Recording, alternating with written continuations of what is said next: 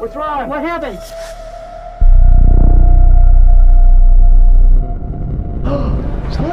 Welcome to part 2 of the San Pedro hauntings. After the incident with Jeff, Look at his neck, oh my God. If I had not been there, he would have strangled, and he would have probably died there in that attic because he didn't know what was going on.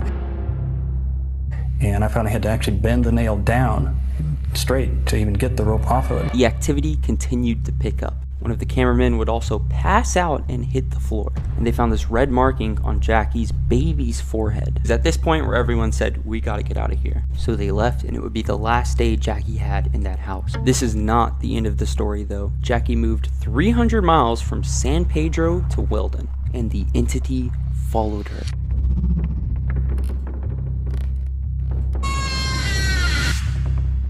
Orbs, the objects, the burning, the footsteps, and bodily fluids leaking from her walls.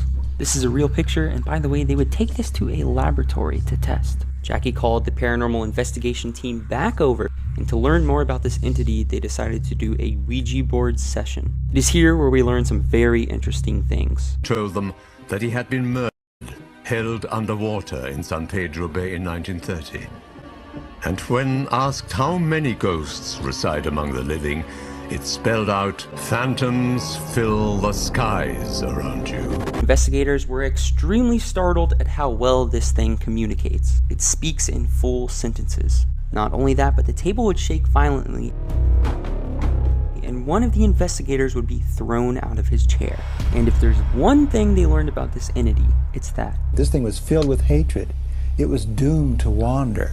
This table's vibrating. I ask it, why are you focusing your energy on me?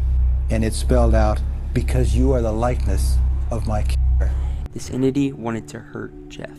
Only that, but the investigators found a newspaper article. It told the story of a man that drowned in 1930. His name was Herman Hendricks, and he was a fisherman.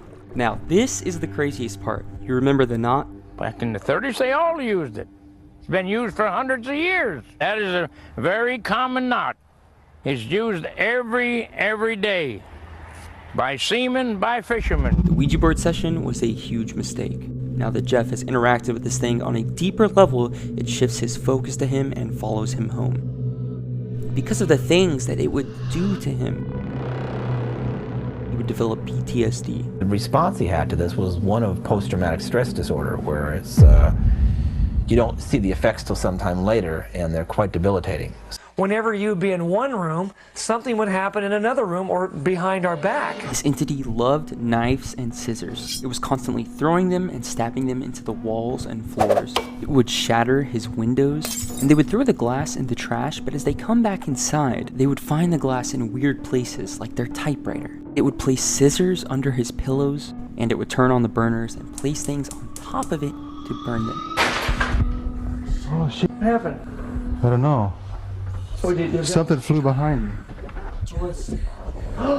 Look! And when we turned and looked, there was a box of 22 caliber rifle shells. Bullets, actually, had been placed on top of the right front burner. Now, it is hard to find much information beyond 1990, so I'm not really sure what came of Jeff, but the one thing I do wonder is if this entity is who he says he is. To me, it is bizarre to think that a human spirit could have that much power. The powerful incidents in this house are very similar to other stories, like the previous story I've covered about the poltergeist. Just looking at this picture, you know that that is not human. So yeah, that's gonna do it here. I'll catch y'all later. Oh, and by the way, I got a crazy story I'm working on right now, and I'm super excited. I think it'll be out tomorrow, so stay tuned.